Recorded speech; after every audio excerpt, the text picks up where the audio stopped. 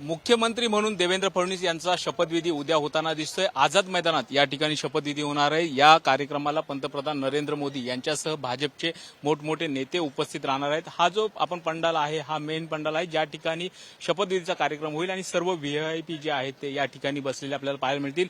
एकूण 3 बाजूची रचना करण्याले 3 स्टेज जे आहेत ते बनवण्यात आलेले आहे आणि त्याचं काम जे आहे ते जोरात सुरू असल्याचं आपल्याला पाहायला मिळते। आझाद मैदानामध्ये जवळपास 40,000 लोकांना अशा पद्धतीने निमंत्रण देण्यात आलेलं आहे ज्याने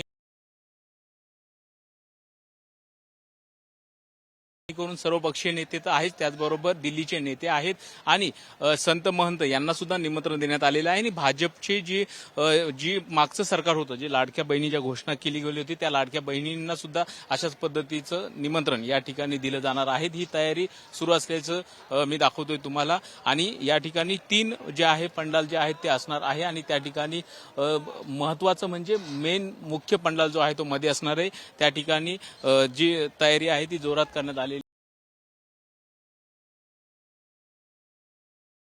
आहे। अशा पद्धतीचं भगवा कलरचं पूर्ण स्टेज जे आहे ते बनवण्यात आलेलं आहे आणि आता जी पत्रकार परिषद ज्या पद्धतीनं देवेंद्र फडणवीस, एकनाथ शिंदे आणि अजित पवार यांनी घेतली त्या ठिकाणी त्यांनी सांगितलेलं आहे की उद्या 5:30 वाजता हा शपथविधी होईल।